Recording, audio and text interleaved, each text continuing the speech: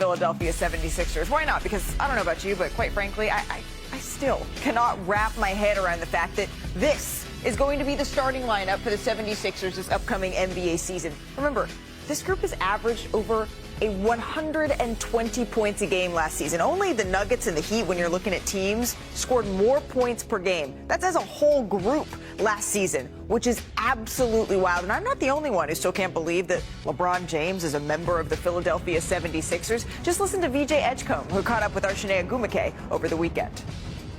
What would you say is the ultimate expectation for the squad?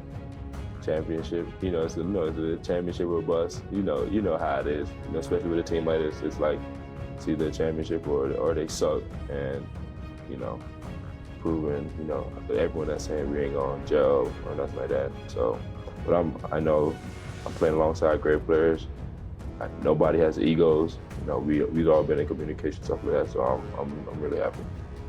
Championship or bust, as we say hello here to Anthony Slater. We're going to be joined by Vince Goodwill and Bobby Marks here momentarily. You say their names and they appear. Vince, I want to start with you here. There's a lot to unpack, but when you think about what is going to be the biggest, what do you think is going to be the biggest hurdle in the way of the 76ers? When you say championship or bust, that's a whole lot of pressure. How do you digest that?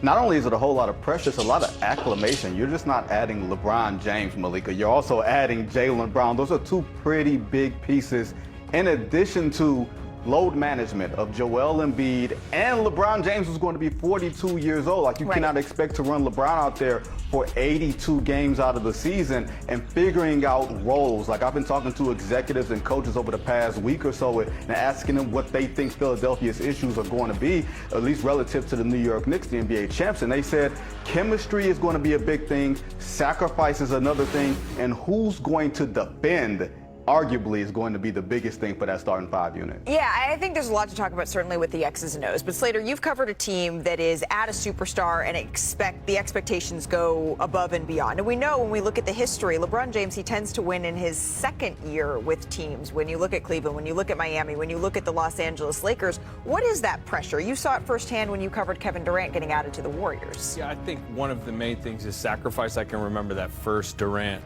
Curry season. It really took all the way up until Christmas. They lost in Cleveland. You might remember Kevin Durant stumbled late, and there was a conversation between Steve Kerr and Steph Curry on the plane ride back, about Steph, be yourself. Steph was deferring almost a little bit too much. Klay Thompson really wasn't deferring as much because Klay Thompson tends to not defer. But, I do wonder which of these guys are going to be the one to throttle back. And, it's interesting because I think that a conversation has been maybe it's Jaylen Brown. Jaylen Brown, you're looking right here. He had 35% usage rate last year. Right. I was third in the league. He's 29. He was sixth in the MVP. I am curious that he is the one that I think to a lot of people is the one that needs to throttle back. But I also understand because he's the one that maybe can slash, defend, do all that. But I'm not sure he's looking to lower that usage rate too much. Bobby, what do you think of this? I think defensively, Malik, I think offensively, I think they're going to be potent, certainly with the ability with LeBron and adding Jaylen Brown. I think defensively, this is a team that ranked 17th in efficiency. They had the third worst defensive team in the playoffs here. I think the ability to get stops late in games, I think, is going to be key for this Sixers team. I think there's so many new faces too. It's almost like put a name tag on each player when you get to training camp, just based on the newness here. But defensively is going to be a little bit of the calling card as far as how they can kind of separate themselves from some of these other teams in the Eastern Conference. Yeah, and when you look at the Eastern Conference, Bobby, I'm not sure that you have the same sort of runway that maybe you would in years past. And what I mean by that is, let's say the 76ers get off to a little bit of a slow start. All of a sudden, the conversation starts to get very loud, number one, and then number two, the uphill battle, it's not as easy to push that rock up the hill in this Eastern Conference, Bobby. 100%. I mean, I think when you look at the East, I think there's probably 13 teams that can contend for the 10 spots. I think it's a lot different than 2 years ago when Philadelphia added Paul George and they struggled throughout the year, and we kept on saying, well, the Eastern Conference was forgiving. They'll be able to make a run. I think here, if you get off to a slow start, you're going to be battling just to get home court advantage in the first round. I do agree that the standings will be something to watch and something they can't get too far behind, but I don't think the pressure is too much of a concern. LeBron James has faced it before, right? Jaylen Brown has lost in the finals disappointingly and won in the finals. Played in a market like Boston. That's not a weak market to play in. Joel Embiid's been in Philly forever. Tyrese Maxey, I mean, he's beloved in Philadelphia. So, I've been around these teams that the Durant teams, for example, there was a lot of attention, particularly early in the season, big game moments, but over the course of an NBA calendar, you have chances to take deep breaths, and especially in Philly, where I think a lot of potential will be on the Eagles, through that first part of the season. That may be true, but we know one thing about Philly sports fans, Vinny. They are known for being very, very kind and very, very patient with their teams, right? I mean, not so much as we love Philadelphia sports fans. But when you're looking, Vinny, at this group, you have mentioned Joel Embiid as someone that you're going to be watching incredibly closely here, because this is, as VJ Edgecombe said, championship or bust, and that requires availability from Joel. Requires availability, requires an embracing of a role. Like, he's not going to be the same 30-point-a-night guy that no matter how many games he played in over the past few years, when he's been before with injuries, he's inserted himself and been a high-usage 30-point game a guy, sort of system that he is.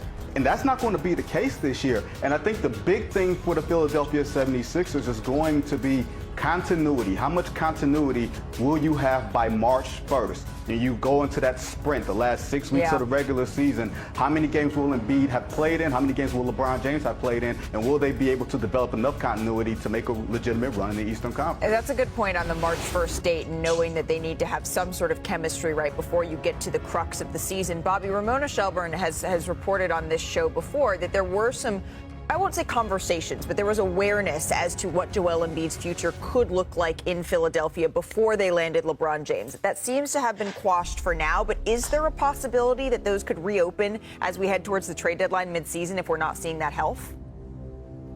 I think that contract is awfully difficult to move down the road. Remember, this is year one of that 3-year extension that's beginning right now. Average salary a little over north of $60 million. I think if they get to a point down the road, he's going to need to show that he's healthy out there.